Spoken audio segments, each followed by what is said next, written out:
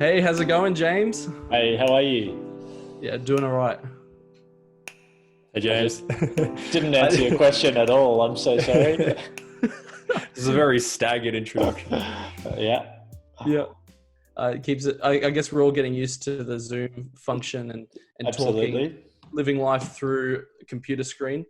Hopefully, this doesn't go on forever, huh? That's right. You'd hope, right? I've got a 1-year-old, a 5, and a 7-year-old at home. So yeah, we're just taking one day at a time. Oh man, yeah, Far that out. would be an interesting dynamic having a whole bunch of kids at home. Probably want to go out a lot, don't they? Yeah, that's right. Take my little 1-year-old walking up and down the driveway. We're getting good at passing time. Nice, nice. Well, that's awesome. So yeah, probably. Yeah, I've only got to meet you once, but in that time, I got to learn a lot about what you do. And this is probably the first time meeting Nathan, right? That's exactly right. Mm. Yeah. So maybe for his sake, and yeah, and maybe even for mine, I'd like to know a little bit more about what you do with your work and your ministry. I'd love to hear all about it. Yeah, sure. So my background is pastoral ministry. My first sort of full-time job was working as a worship pastor in our local church. Was there for just under 10 years. Never thought we were leaving. And one day I was working on a missions partnership with this organization called Open Doors. I'd never heard of Open Doors before. And I had the privilege of meeting the CEO. We sat down for a coffee. And this narrative of the suffering church just completely gripped my attention in a way that I never expected. And I went home to my wife and said, Steph, I have a strange feeling that cup of coffee is going to tip our life upside down. And I didn't really know what that sentence even meant at the time, actually. And ended up applying for a job with Open Doors. We moved the whole family to Sydney 6 weeks later. And yeah, was in Sydney for 2 years. My role there was overseeing our church partnerships nationally for Open Doors. We had a little baby in that time, and all of our family were up here in Queensland. So that prompted a move back to Queensland for us, where now I oversee our church engagement up here, also for Western Australia. And yeah, in that 3 years, I've just had the incredible privilege of meeting persecuted Christians in all parts of the world, through Jordan, Egypt, Vietnam specifically. But the way we work is pretty incredible. We've done for over 65 years, just helped people follow Jesus no matter the cost, all over the world. And that usually means we start in the most difficult places first. We provide really practical support where they can't get access to scriptures. Maybe people have lost their job because they can't get a job as a Christian. They might have been forced out of their home and they don't have a stable place to live. So we offer, all sorts of practical support. We offer training for pastors and leaders. And it's really helped shape my faith in a new way here in Australia as well. That's what we believe. It's an important role to help people follow Jesus here in Australia too.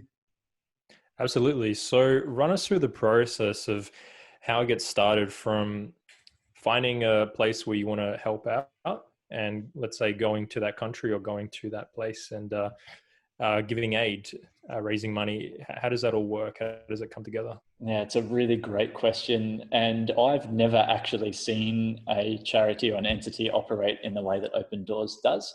It's quite upside down to a lot of other organizations, where really what we do, we started with a man named Brother Andrew, and he became aware of a suffering church, what was then in the Soviet Union in Poland. Mm-hmm. And he found out what they needed and what they were really crying for, and their desperate need at that point was Bibles. And he just began to smuggle Bibles to them because that's what the church needed.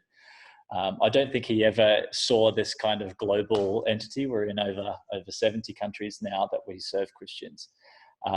And really the way we work is we find out what the Indigenous leaders need on the ground. We have an extensive field network that build relationship and trust with them over decades. Some of our partners in Syria, for example, have been church leaders for 30, 40 years. And so we don't go in as the Western savior that's got all of the answers. We interview them and find out what they need. And then we come back and petition the Western Free Church and say, this is our family. Part of our responsibility biblically, scripturally, is to support them. And then we sort of become the bridge between those two So it's quite an unusual model. It's complex and challenging. It's diverse, because what the church needs in Syria is completely different to what the church needs in North Korea, for example.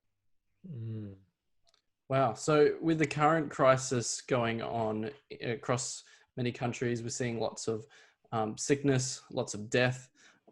Isolation is the main form of solving the issue, which tends to pull people apart. I'm curious if you're hearing much about what's happening right now in parts of the world like Iran and China, which are the most hardly hit.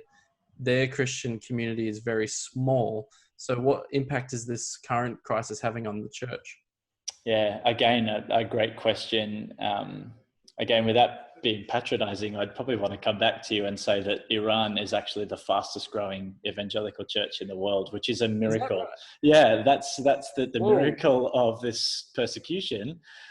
People think it's a bad news story, but it's actually, biblically and historically, we have proof to show that it's the best way to advance the church. And so Iran is no exception to that. And that does produce challenges in a situation like this, because you've got a destabilized, decentralized church. They're already meeting in homes, and they have been for decades and thriving in that model. So they're used to this kind of sense of isolation, separation, security concerns. It's a normal part of life for them. I've just got some stats here that from our sources are saying that the situation is probably completely underreported. That's the first thing to note about somewhere like Iran. I think 2,750 deaths is what I could see from today from our news sources, but we have suggestions that that could be much higher. Is that right? Yeah. So they're finding a bit of the evidence of what's going on. Yeah, and they only will be reporting in the most extreme cases. Certainly in the number of cases, 40,000 cases are currently reported, but with that kind of death count, there's no way that those numbers correlate. The big news story there that you might have seen in the last couple of weeks is that authorities there have released prisoners. And so that sounds like already a fairly intense scenario. 85,000 prisoners have been released, just sort of roaming the streets. But our mind straight away went to the political prisoners in Iran, which are Christians, are kept in these, horrific conditions in prison camps. We're aware of at least 10 Christians that didn't make that cut of being released, that are still in prison and are highly susceptible to the disease there. So that's certainly a prayer point. And we're regularly in touch through various channels there. So they released prisoners, maybe like murderers and people of that sort, but they didn't release Christians. Yeah, I'm not sure what the qualification was for those that were released. Most of them would have been political prisoners. And so that's where the Christians would fall into that kind of category. But I don't think we don't have clear information on which kind of prisoners were released. We just know that, some of our family are still in prison there. The other thing to keep in mind, they're experiencing huge economic instability under this regime.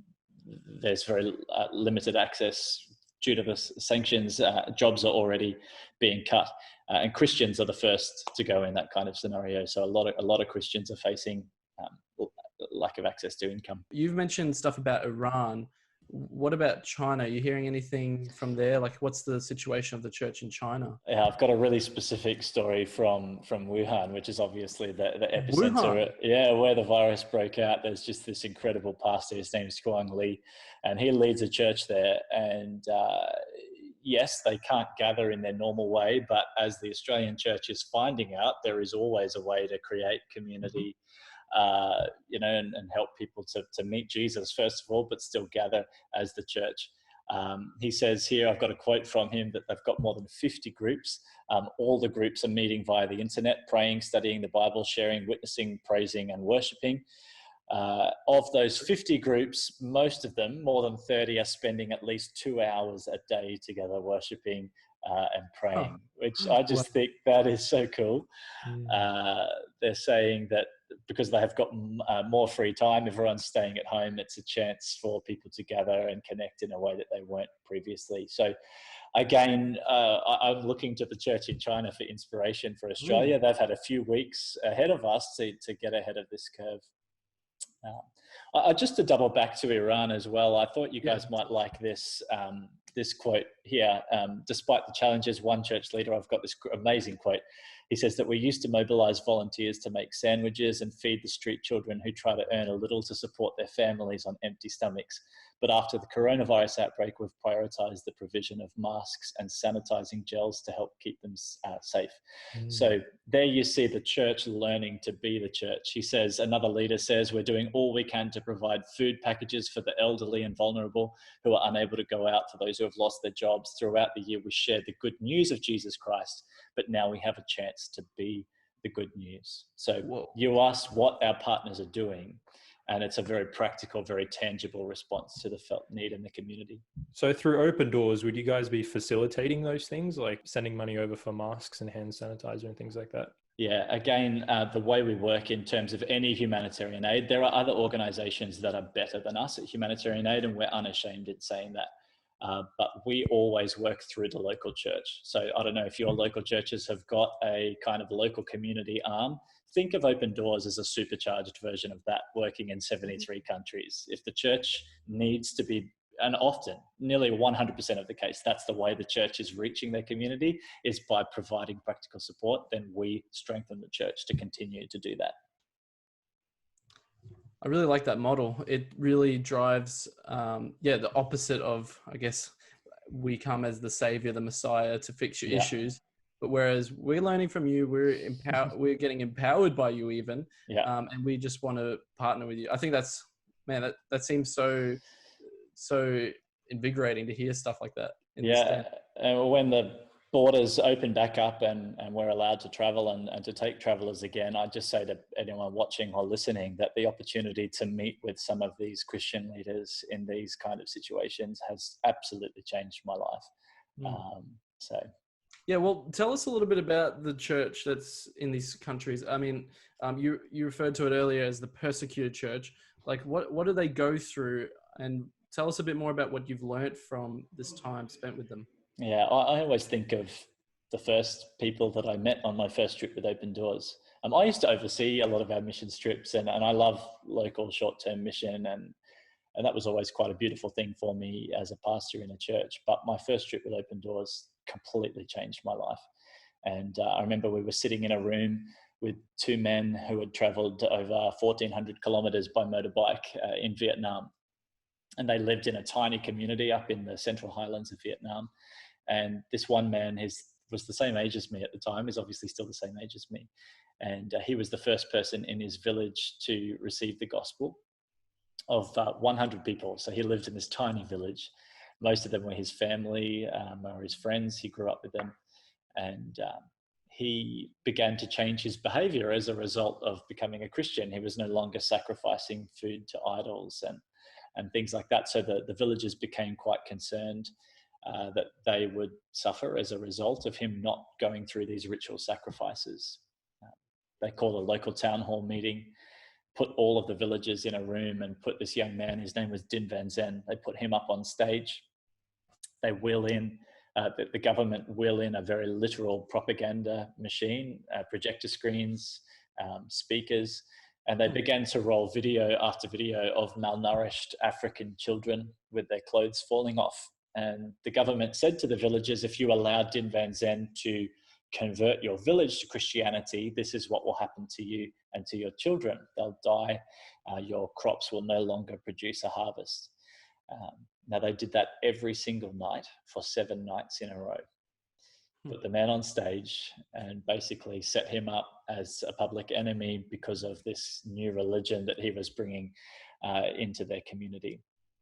And so, as you can imagine, they did that every night for 7 nights, hours and hours at a time. By the end of a week, the villagers were absolutely enraged at Din Van Zen. They began to swear at him, and they were spitting on him and spitting on his children. And the government doesn't want to be seen to actively persecute Christians in Vietnam. It's not good for diplomacy or foreign policy, you see. So they just rile up the villagers, let them do their worst, pack down the PA system, leave town. Crazy, very intentional. And he began to weep with us as he told us story after story of what happened to him next. He was only a young believer. You've got to realize this. A lot of these guys have only been walking with Jesus maybe 6 months max. And he was saying that the villagers would just let their cattle loose through his property, destroying his rice crops, the only means of feeding his family. He was a bit of an entrepreneur and had a basic plantation of trees that he was planning to use as a mill to sell at the local markets. They would come through and just cut those trees down in front of him. By now, he began to weep uncontrollably as he was telling us that he had just enough income to feed one pig. Doesn't sound like a big deal to us, a single pig, but that animal represented 3 years of his salary. And the villagers just came through, killed the animal, cooked it and ate it in front of him, taunting him. He was sobbing at this point with us. And I remember our team, all of us were just absolutely in tears as we saw the brokenness in this man. But I will never forget, we were just looking at him saying, Din Van Zen, we don't understand. Can you tell us why you continue to follow Jesus? And I'll never forget his answer. He said, because I know him. And it just ruined me. I remember thinking, I've grown up in a Christian home. I've even gone through the professional Christian existence, leading worship on a Sunday. And I don't know that I know Jesus to the extent that that man does, that he would go through that kind of suffering for his name's sake. And I tell you what, it makes you ask some pretty serious questions. Yeah. And we even offered to move him to a different village. It's quite unusual because our purpose, we see our role is to strengthen Christians to be able to remain in community, but we could see the suffering was so severe. We thought maybe it's good for you to go to a different place for a season and restore your health, your emotional health. And he said to us, if I go to another village, who will share the gospel with them? Wow. Yeah. Man. Isn't that amazing? And so same deal, not only am I there looking at my own faith, but I'm just asking the question, when was the last time I shared the gospel with anyone, let alone people that are trying to harm me or harm my family? And so I think you guys have sort of already touched onto something, that this is really a two-way relationship. This isn't about us just shipping funds off and trying to save them, but really, wait a minute, you've got a story and a narrative that's essential for me and for my church and for my household here in Australia. Wow. Yeah. Something just came to me as you were sharing this story. Is it Din Van Zen? Is that his name? Yeah. Okay. Did you find that, or do you find that with the people that you connect with, their mental health is suffering? Like, do they struggle with depression and anxiety, or are they, like, what happens emotionally with these people? Yeah, a huge part of our work in community is in trauma care. I actually got off an amazing phone call. I still can't believe that it's my job to have these kind of conversations, but I got off a Zoom call last night with a couple in South Africa that oversee our trauma care in South Sudan. And so they've worked there for 20 years, right through the war in South Sudan. They would have seen millions upon millions of people fleeing Sudan into South Sudan. And we oversee, the majority of trauma care in that part of the world. And so that's a huge part of our work. And you're right, there is often a massive psychological toll on people. Again, I don't want to get too graphic, but you've got to realize you're dealing with people that have witnessed their family members killed. You're dealing with people that, young women that have been raped or tortured because of their faith. And so we can't ever underestimate the emotional turmoil that these people are in. And it would be false of me to just assume that we just wave a magic wand and it all goes away. But what I do see is this kind of resilience that I often don't see in my own life. There's a story that comes to mind of 2 Indian women that were being beaten with bamboo rods once they converted to Christianity from Hinduism. And as they're being beaten, they're praying the prayer out loud, Father, forgive them, for they don't know what they do. And I'm not glossing over domestic violence or anything like that. I certainly never mean to patronize people in that way. But I look at that and I think there is something to be learned about mercy and forgiveness from these people. Mm. So for people stuck in those situations, or for people who choose, let's say, to stay in villages like that and to share God where it's really dangerous, how does the organization Open Doors help them on the ground on a day-to-day basis?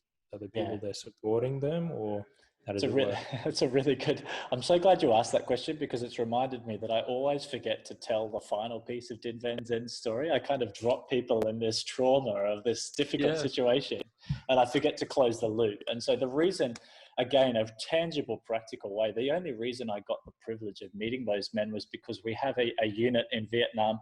I always joke, I wonder if they self-branded this, because they were so proud of the branding of this department. It was called the Rapid Response Force. And it's pretty cool. Hey, that's a marketing guy there. And basically what happens, it's this very simple protocol. They get an SMS on their phone when an incident like this goes down, and they jump on their motorbike. They drive 1,400 kilometers into the Vietnamese rainforests, and they find these guys, and they look them in the eyes, and they tell them, you're not forgotten, you're not alone, there's a global church praying for you, we're with you, you're going to get through this. But you can imagine words would just be words in that scenario. The other man I met, the second convert to Christianity in the village, had been beaten so severely that he needed dental repair work urgently.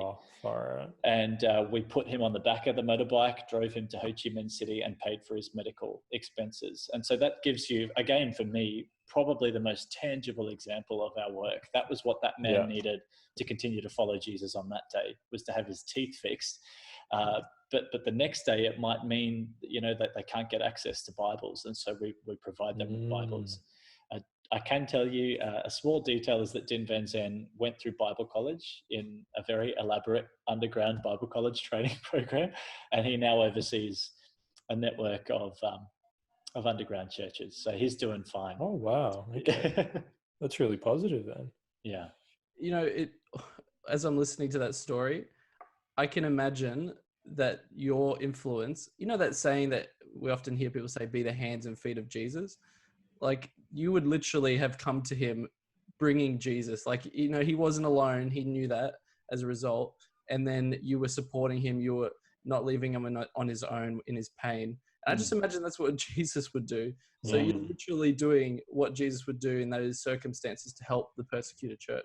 Yeah.